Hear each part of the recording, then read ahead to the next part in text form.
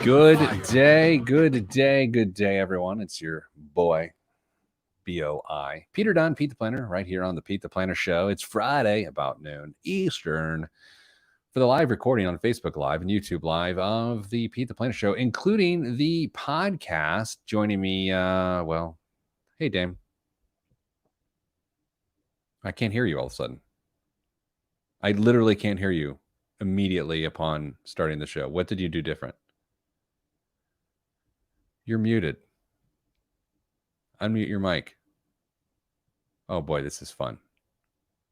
See, it says you're muted in the system there. And I'm back. Oh my gosh, what a great start to the show. Damon, I was just about to say, I got an iTunes review this week about someone says they do not like the new format because of all the technical difficulties between segments. And so, yeah, I get it. You know, it's weird. And I know this is just a creator's angst. I don't know if I really care about someone not liking the show. I have to admit, and I'm sorry, and I know that sounds rude. Like, well, I'll never listen to the show again. Fantastic. Hello, Blake. Good day to you on Facebook Live. Hello to listener of the year 2020, Danza. Greetings and salutations to you. Daniel, good day. If today is your payday, then I'd like to wish you a happy payday. We're a Wednesday payday organization, Dame, and we got paid this past Wednesday. Yay. It's pretty fantastic. Dame, on the show this week, here is our pre-production meeting that is happening right now. We are going to talk about President-elect Biden's stimulus bill that he's proposing. We're going to go through the factors of that. We're going to discuss it, what's good, what's bad, what's realistic, what's unrealistic, what do we think will help, what will we not think will help. Hopefully, we disagree about some stuff and we don't punch each other in the face. Next, we're going to hit a question about debt, I believe, whether to pay off some debt or to do something else with the money, and lots of other fun and frivolity. And my biggest waste of money this week is a doozy. I think you're going to really like it. Excellent. All right, so it's with that oh, hey, Betty White, welcome to the show. Betty, I have to tell you something really funny. I was on Twitter yesterday, I think, and Betty White was trending because I think the other Betty White is going to be 99 years old, I think, or something like that. And the second I saw Betty White trending, honestly, for the first time ever, I immediately thought of you and not the other Betty White, which is really funny because, you know, it's an iconic name. You see Betty White and you're like, you think of the old Betty White, but I thought of our friend Betty White for the first time ever. Yeah, just yesterday. All right, Dave, let's start the show. Okay. In 3, 2, 1. This week on the Pete the Planner Show, we answer your money questions. Here's how the show works. You email us, askpete@petetheplanner.com. That's askpete@petetheplanner.com. You either listen for the answer on the radio and various markets and whatnot, or you watch Facebook or YouTube live noon on Fridays, or you listen to the podcast, which was a couple days late this week, but it happens. I don't, whatever. We're in the midst of a pandemic. If our podcast comes out 2 days late and it makes you feel bad things about us, then that's on you, bro. Damian Dunn joins me as always, Vice President of Advice at Your Money Line and Hey Money. Hello, Dame. Good day, Pete. Good day to you. Dame, so President-elect Biden, familiar with him, correct? I've heard of him. Yes. He just released on Thursday the 14th his $1.9 trillion COVID relief bill. And what we're going to do is we're going to walk through it, see what we think is good, what we think is less than good, what will work, what will not work, what is perfect for the ripe environment that we find ourselves in, and things that aren't perfect for the less than ripe environment that we find ourselves in. At first glance, Dame, and looking at this proposal, I have to say it's eerily familiar and similar to the proposal that the Democrats passed in the House last summer and then went nowhere because the Senate didn't want to do anything with it. Go figure, huh? Who would have thought? Yeah, I mean, I can't say that I'm surprised that now two branches of government are now fully controlled by the Democrats, that they would come out with the exact same thing that they thought was a good idea the first time. And for what it's worth, and this may be worth nothing, I thought it was a good idea last time. And I think it would have bridged the gap much better than the people are dying financially and barely surviving, and then we're going to spit out $600 to them at the end of the year, which was not at all helpful. I think this was the right bill in July, and now what you and I are going to figure out is it the right bill now? All right, so right off the top, direct payments of $1,400 to most Americans, bringing the total relief this round to $2,000, which includes December's $600 payment. So, Dame, at first glance, this being the sexiest part of the bill, what do you think about that element? I understand it. I still wish there was a more refined way to get money to the people that actually need it. However, in the back of my mind, I often think that I complain about how government spends money, and this is a chance for individuals to go out in their own local communities and have an impact on that area that they live in with the money instead of letting the government decide where it's going to go. So part of me likes the ability for the individual to control or at least have an impact on the destiny of their community. At the same time, I wish the money was just going to the people that actually needed it. Can Are we going to be tedious and say that people are just getting their own money back? You know what I mean by that? Like, I sometimes I think people get caught up in that and it gets weird. Do you think it's an important distinction to say, well, we're just paying kind of less in taxes because it's a forward tax credit? Is that important? Yeah, it's a pre-funded tax credit, but it's still revenue that the government is not keeping. It's got to be funded somehow. I mean, this is a $1.9 trillion tax bill or recovery bill or whatever you want to look at it, and it's going to have to be funded by borrowing, additional borrowing. So yes, we are getting our money back, but there's still needs for spending inside of the government, so it's going to have to be accounted for somehow. So yeah, we're getting our money back, but it's going to come from somewhere else, and that means more debt. Yeah, I have to talk about this, despite the fact that I don't really want to talk about this. During the first stimulus, when people got paid out in last April, there were certain stocks and companies and consumer brands that sales went through the roof because consumers are able to buy whatever they want with their stimulus plans, and they chose a lot of consumers chose to acquire material goods that were not survival type thing. Basically, Nike stock went through the roof, is what I'm Mhm. saying. And that sounds, it's, I don't want to talk about it because it's really easy to get into some strange areas there.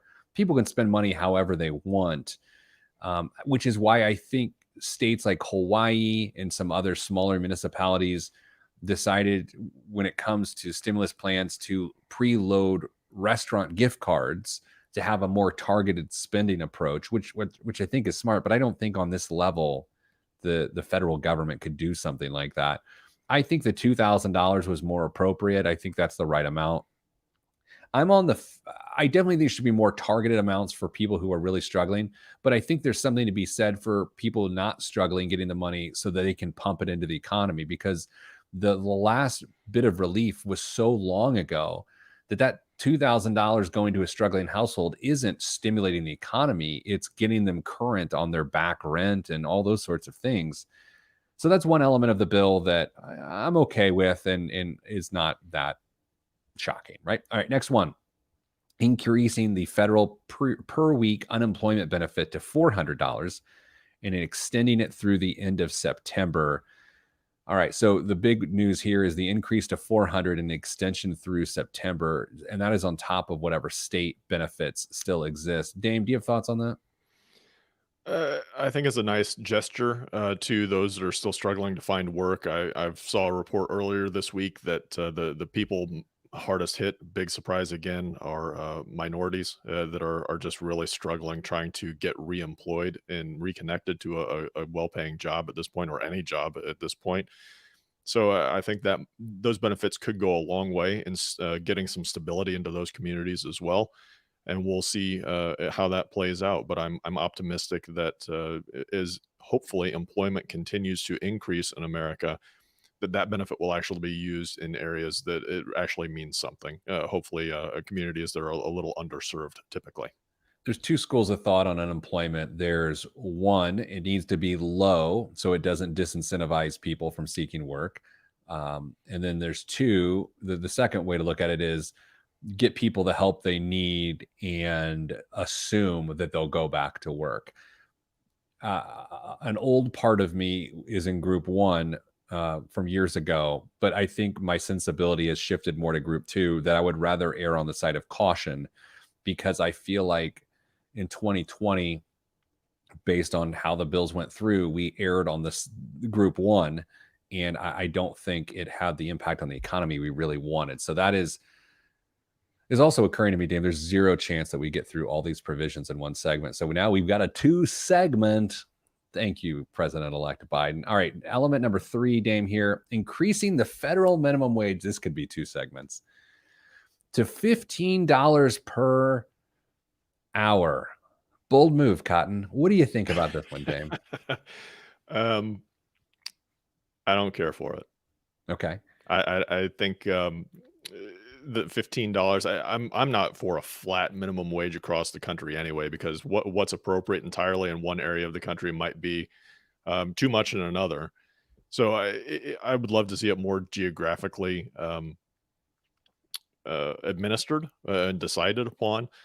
But also the purpose of minimum wage jobs, I think, it comes into the conversation as well. So uh, $15 an hour, while if you go back and do the numbers and keep up with inflation, and yes, it should be closer to this. I'm not sure it's appropriate, especially for this bill. You could potentially have this conversation and do something with this down the road, but I think this might be a poison pill for the bill as a whole to try and get through as a $15 minimum wage. I'm just sitting here thinking as I'm listening to you talk, I both agree and disagree with you, what you've just said, but for like 5 different reasons. Like we align, we're unaligned, but here's what we'll do. We're going to take a break, towel off, and coming up after the break, I will tell you why Damian Dunn is both right and is wrong when it comes to his opposition of the $15 hour minimum wage in this COVID relief bill. You won't want to miss this. This could change the direction of your life.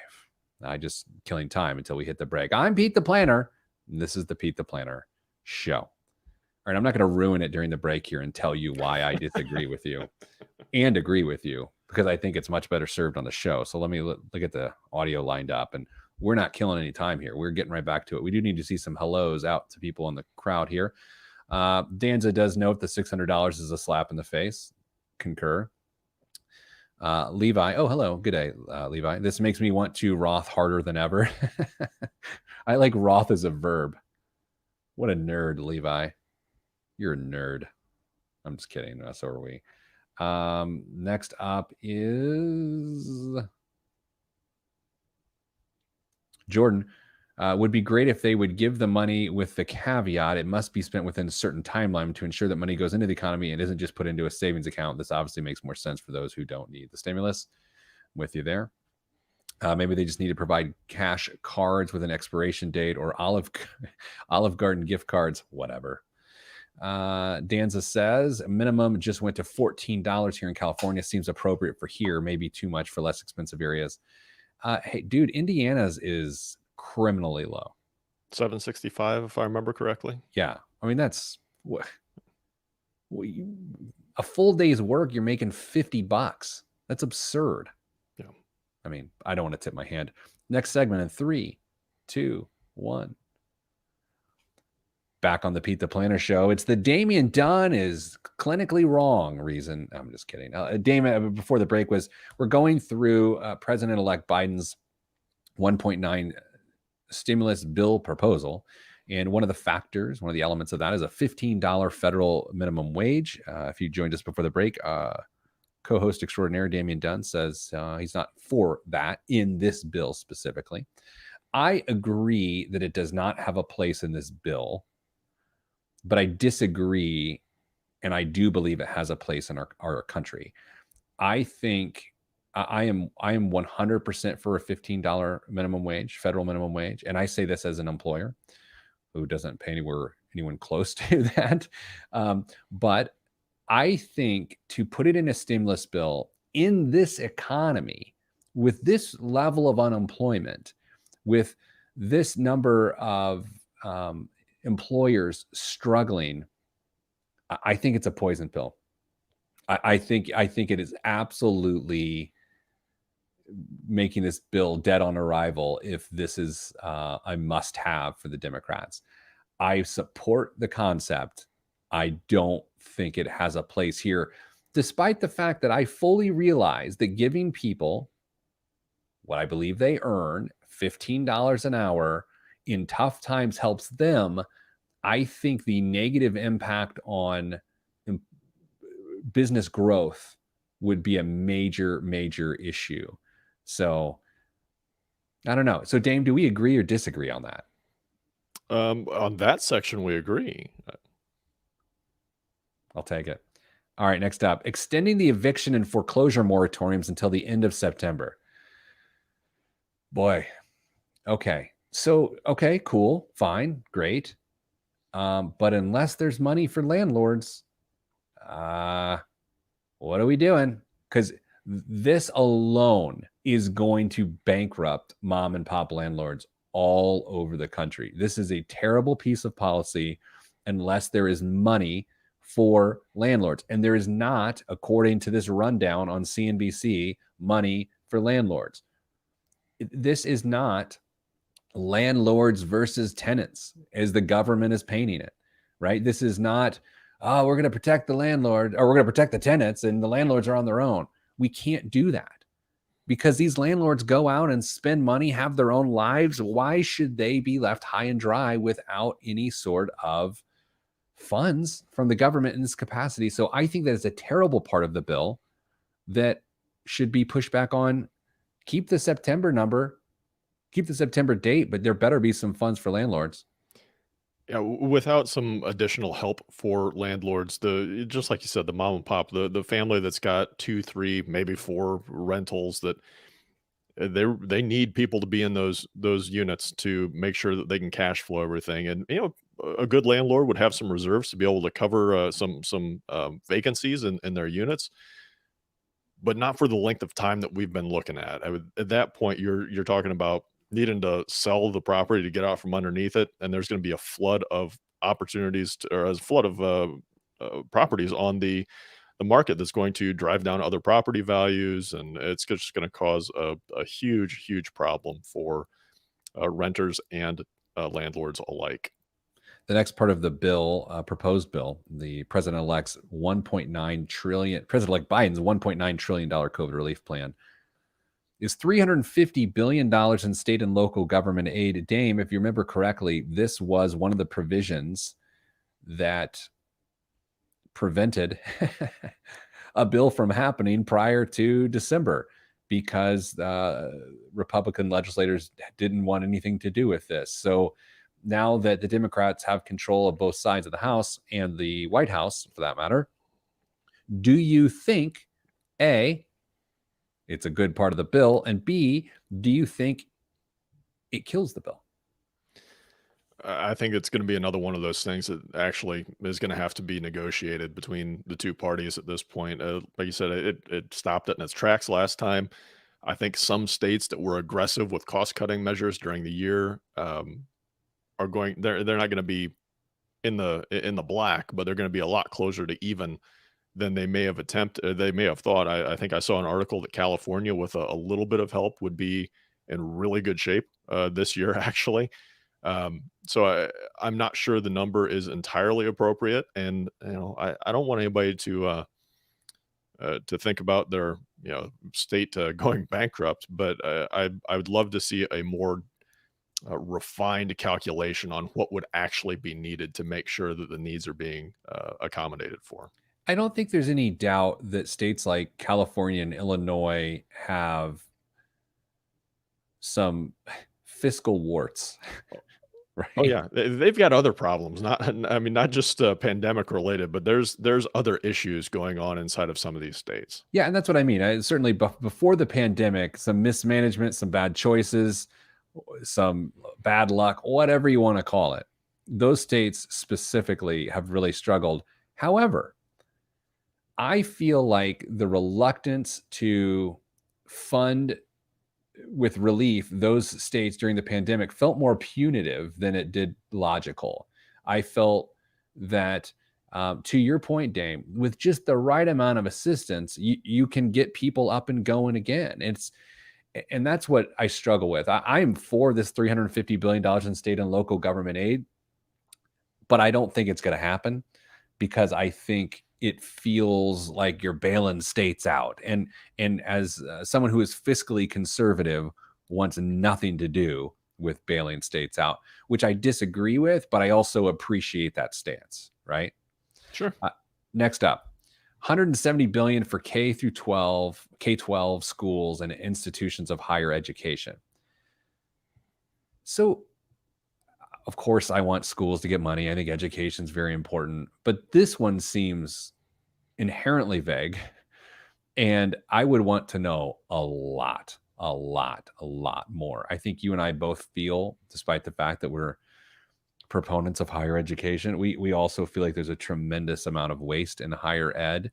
And I would want to know that that spending makes sense. The K through 12, I'm not bothered by at all. I feel like it's a completely underfunded area of our country. But the higher ed component to this and the vague nature of it make me a little bit nervous. Yeah, I would need to make sure that this isn't going to be funding someone's pet project at different schools, or maybe uh, a planned renovation that's already happening. Again, I would just need better accounting for what this money is actually going for.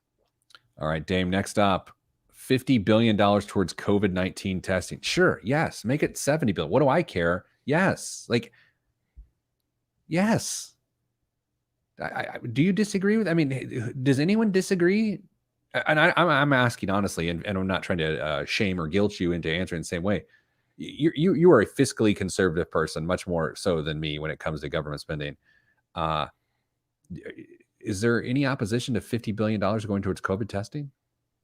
I don't know if the opposition would be the number, or if it would be the individual costs that were making that up. Are we paying 3 times as much for a test than we need to be?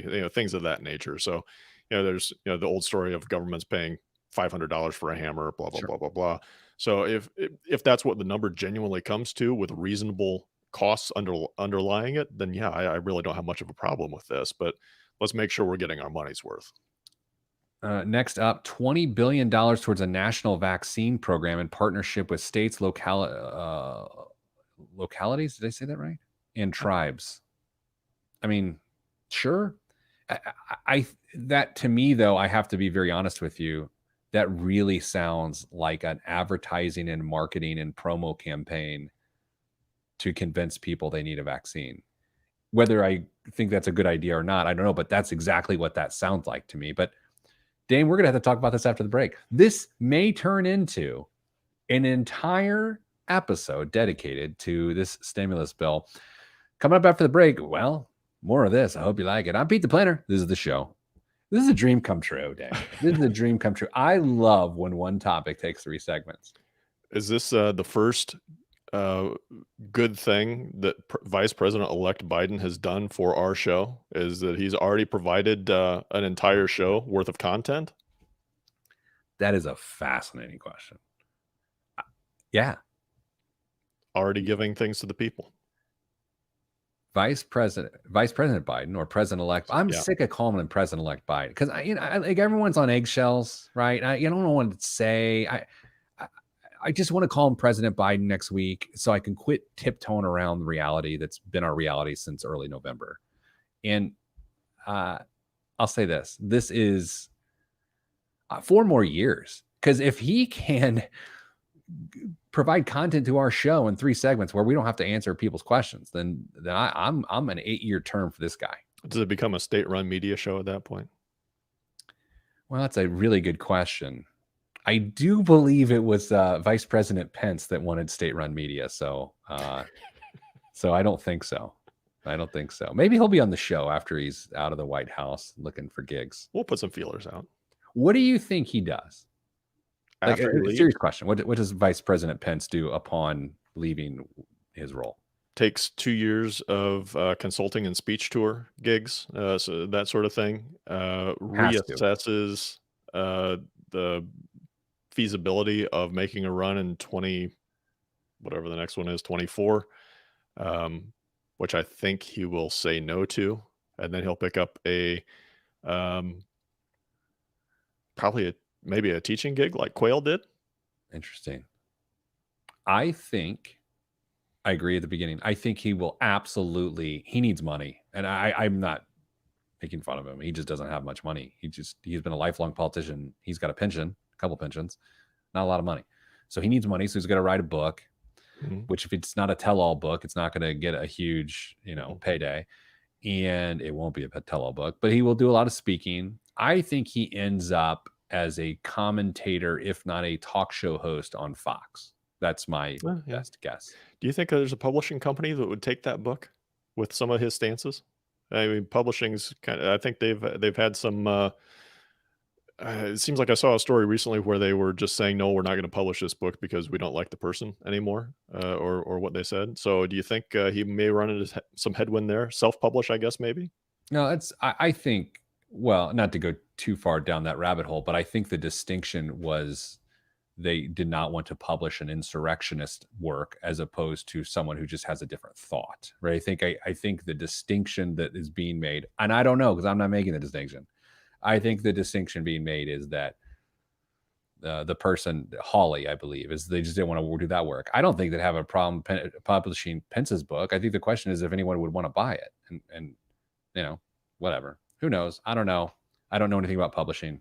I've published 10 books. 3, 2, 1. Back on the Pete the Planner show. Lively banter during the break.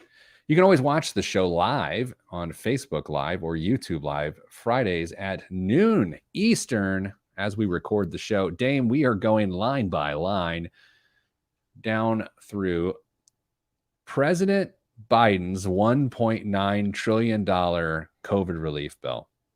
I'm jumping the gun there, calling him President Biden. President-elect. I mean, what's going to happen at this point? I guess I should not say that because at this point, I'm tempting fate.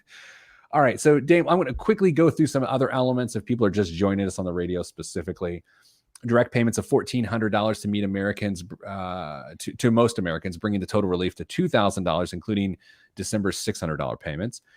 Increasing the federal per week unemployment benefit to $400 and extending it through September, increasing the federal minimum wage to $15 an hour, extending the eviction and foreclosure moratorium until the end of September, $350 billion in state and local government aid, $170 billion for K through 12 schools and institutions of higher learning. That's so vague.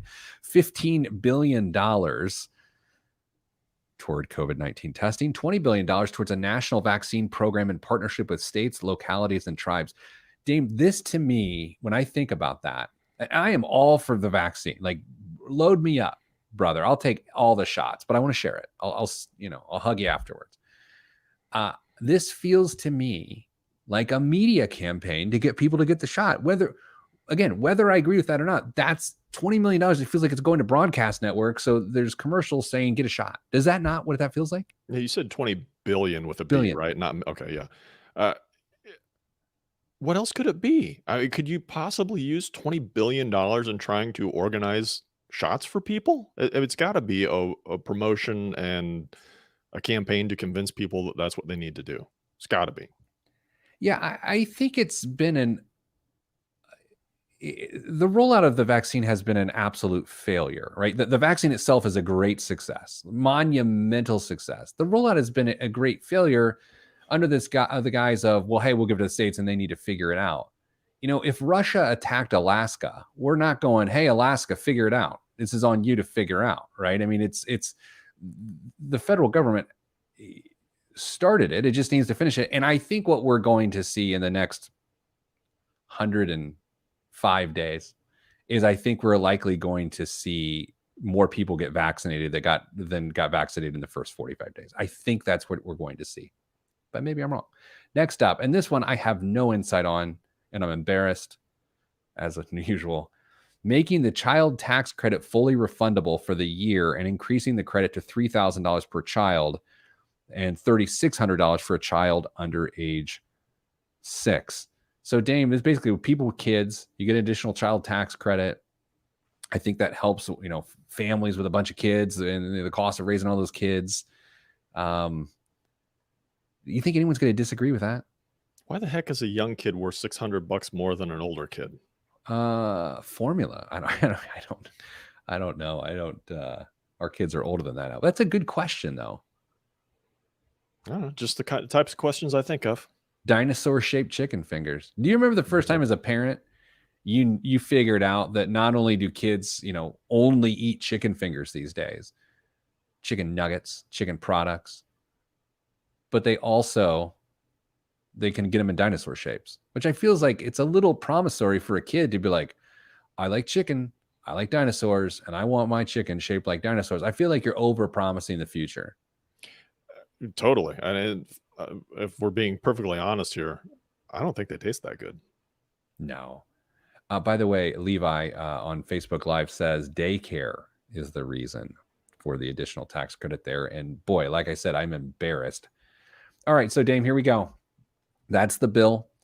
The word is out on the street that the Biden administration will put out another bill first few months into his presidency, but this is the first bill. So as we've just reported it here live on the Pete the Planner Show, on the Pete the Planner Radio Network, Dame, does this thing get passed as is? No. Dame, does this thing get passed?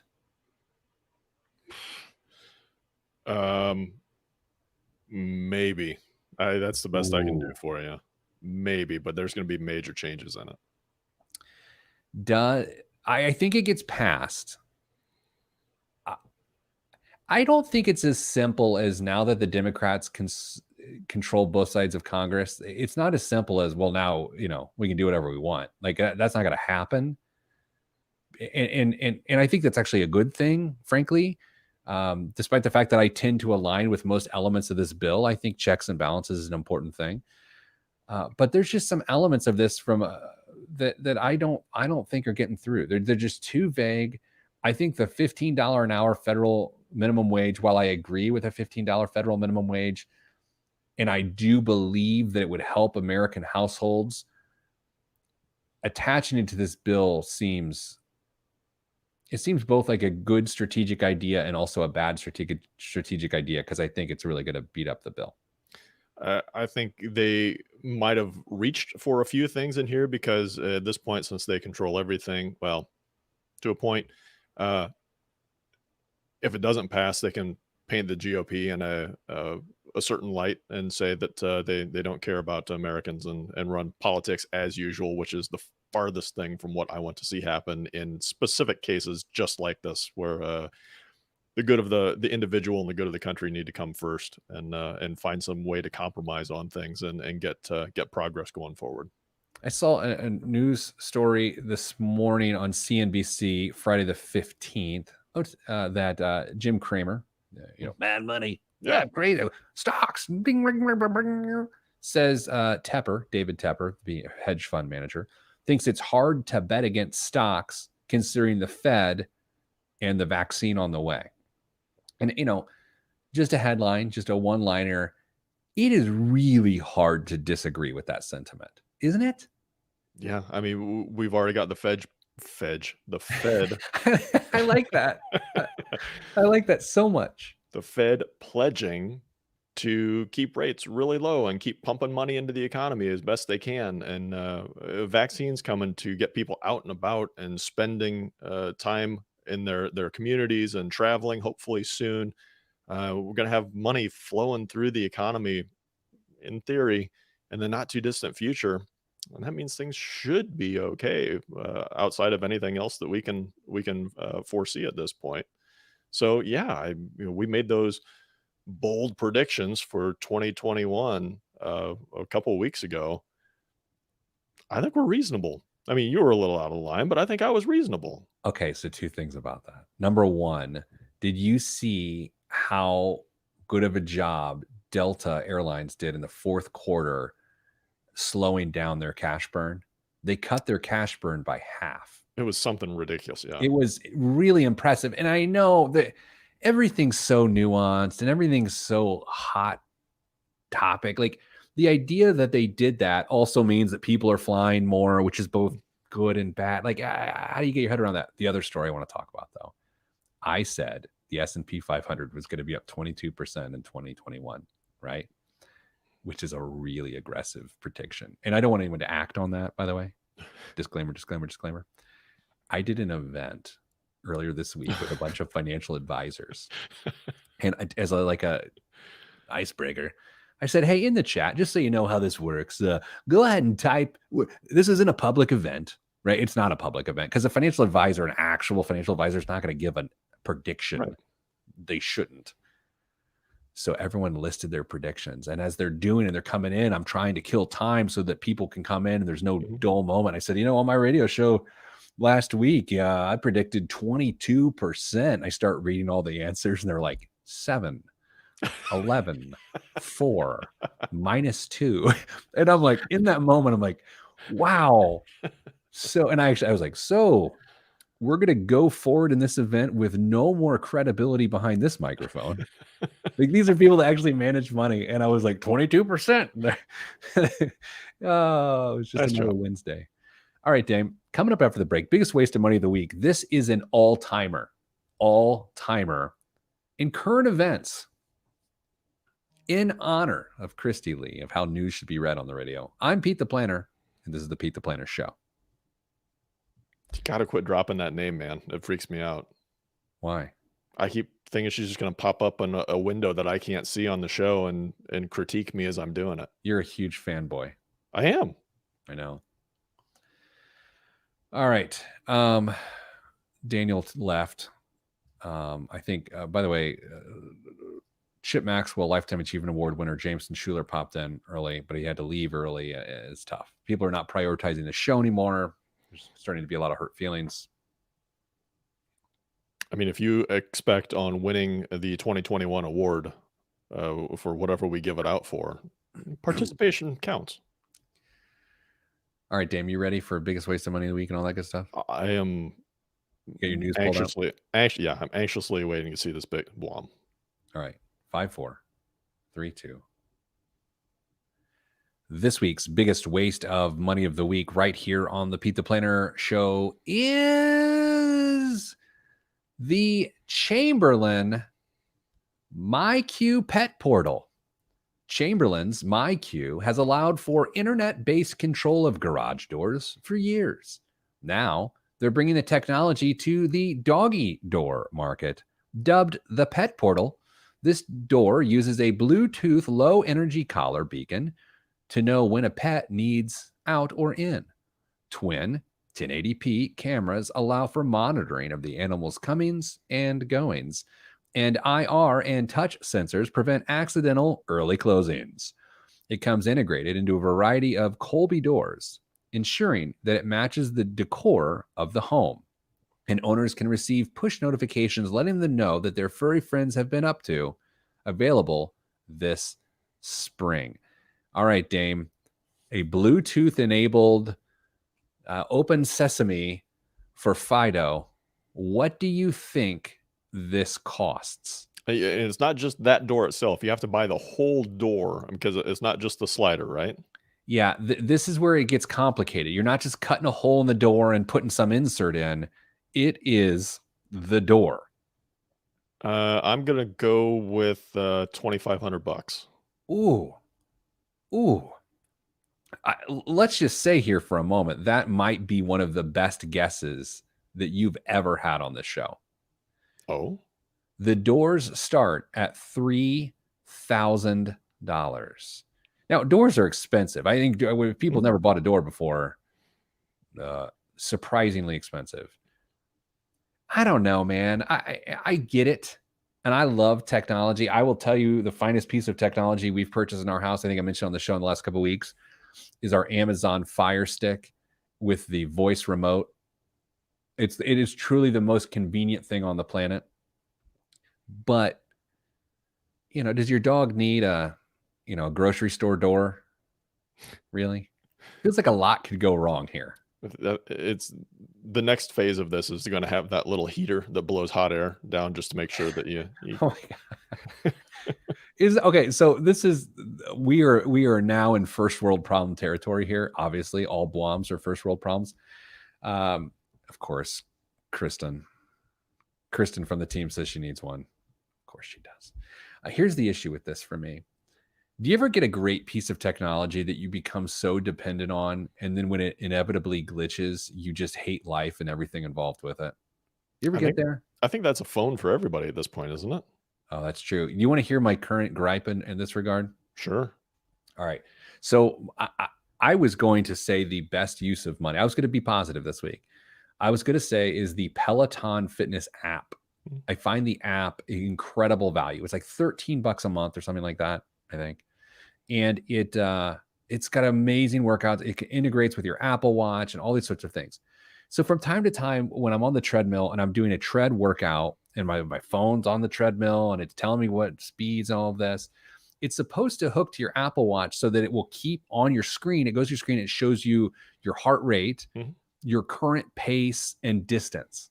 I mean, a beautiful solution. Here's the thing, bro. Totally glitchy. Totally glitchy. 1 out of every 3 times it doesn't work. And then I'm mad that I worked out because I don't have the data.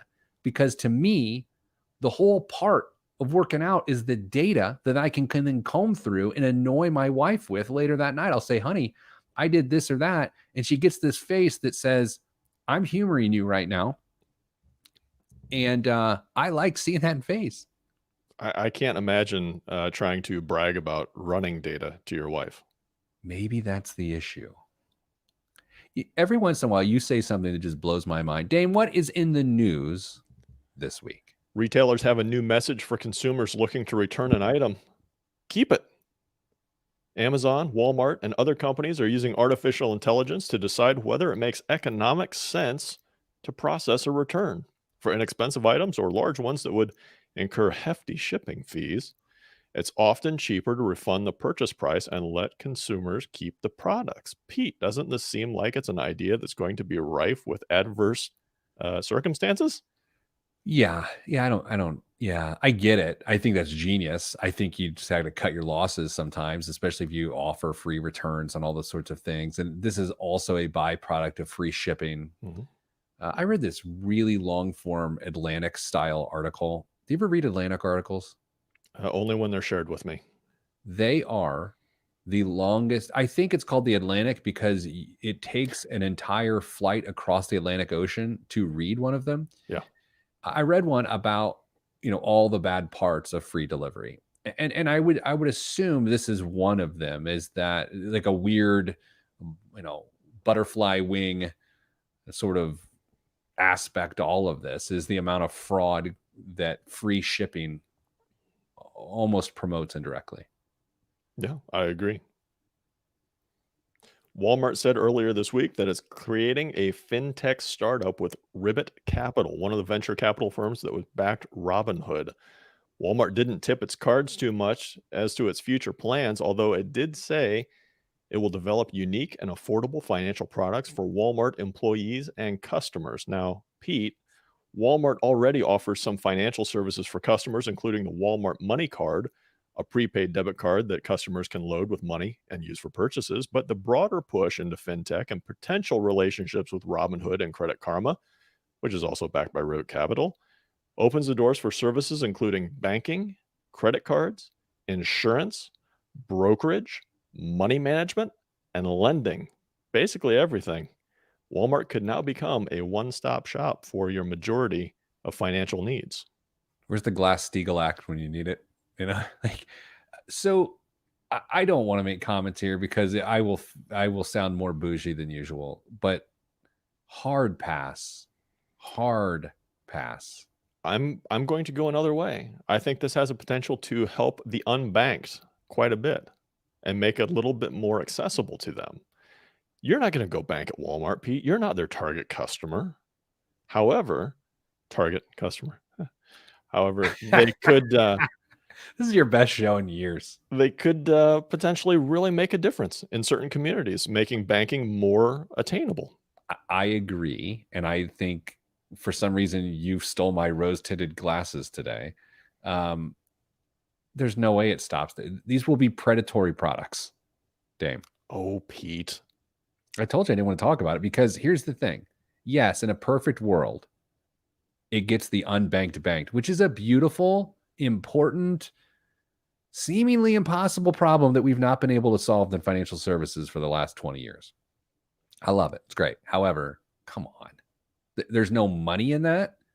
And therefore, no private equity firm is going to invest in getting the unbanked banked. That's so cute. Do you think Walmart needs private equity? Well, isn't it a partnership? Didn't Yeah, you just say that? Ribbit Capital. Yeah. Oh, a private equity firm?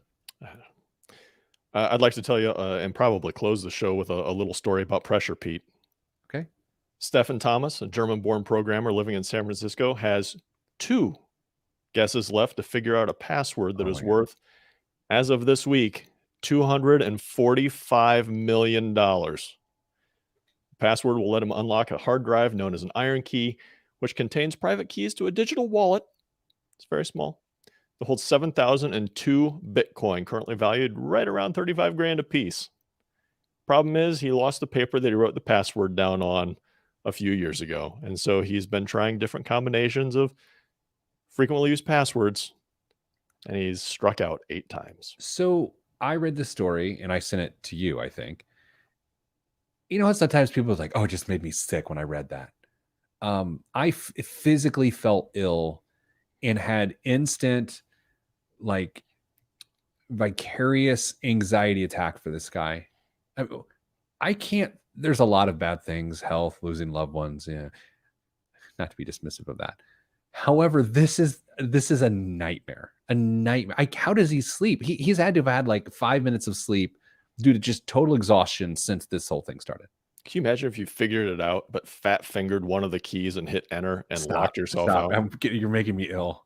Oh my God, I gotta go. Show's over. You've ended the show. You had a good show. You messed it up there by making me sick. Sending everyone else good vibes, not Dame, because it's all that's in the budget. I'm Pete the Planner. This was our show. That story is awful. It's And the weird thing is, in light of everything else we're dealing with, I don't know. What are you supposed to feel about it other than I can't imagine the inside of that man. He's just driving by Ferrari dealerships. No. I mean, it's just nuts. You know what I feel bad about? There's a bunch of people that don't feel bad for that guy. And I feel bad that people don't feel bad for that guy. Yeah, he's got a significant amount of money probably invested in Bitcoin with 7,002, even if he bought them over a period of time, but not anywhere close to 250 million. I got to end the show. I'm not doing anything. Actually, I got stuff to do, but I got to go. I can't do this anymore. Damien, good discussion. Look at you and I discussing the role of federal government. Neither of us attacked the other one. Who would win in a fist fight between you and me? You're pretty small these days. I mean, you might be able to outlast me with some stamina there. We're not in the same weight class. Is that what you're saying? Not anywhere close. I thought about that this morning as I stepped on the scale and thought, oof, that's not pretty. I think I would definitely lose in an all-out battle royale with you. I mean, you've already said you're more of a tickler and not a fighter. Oh, I would tickle you. I got bad news. I'm not ticklish. I will tell you this. In high school, there was a guy who took pleasure in beating the hell out of people. And one day he chose me as his target, and he came up to me in the hall and he would just like pick someone and shove them. And then the person would take the bait and charge them like a moron and then get pummeled. Well, so he pushed me, and I immediately went to the only defensive posture that I've ever had, which is just to try to make him laugh, because I'm not going to fight anybody, right? I'm just not going to. And so I was like, dude, you are going to hurt your fists on my face. I was like, I've got a really hard head. I'm very stubborn. Now, you will win. You will win, but at cost. And so like people are gathering around, and then like people start laughing, and then he starts laughing. He's like, you're crazy. And I'm like, okay, I'm going to miss trig. I got to go. Like, and it was like, I saved myself with my witty banter. And now I'm a radio show host on nearly 7 affiliates in Indiana alone. Congratulations. Dame, tonight's deep dish pizza night here at the Planner household. I made the dough last night. It's been proofing, rising, whatever, and no one cares. And I'm very excited. I'm excited for you. Save me a slice. It'll I'll be bad gram by the some time I see pics. you again, though. What's the new social media? It just came out. The people are on. I just saw it last night. It's like a popular one, not like a Gab? fringe one. It's like a control center. What? I don't know. Oh, social media. Yeah. Not a Twitter. Yeah. No, it's like a Twitter thing. It's like a, what's it called? It's a It's not control- Gab. What? It's not Gab. No. Oh, I don't have know. no I'll idea. figure it out. I'm not going to get on it. I don't have time for these things. Good piece. Yeah. I'm really glad I brought that up. Hey, everybody, have a good week. Take care of each other. Enjoy the inauguration and the indauguration as well, as the first pup is Telegram. No, that's not it, Jordan. I got to end the show. I mean, I'm just talking at this point. It's not good for anyone. Goodbye.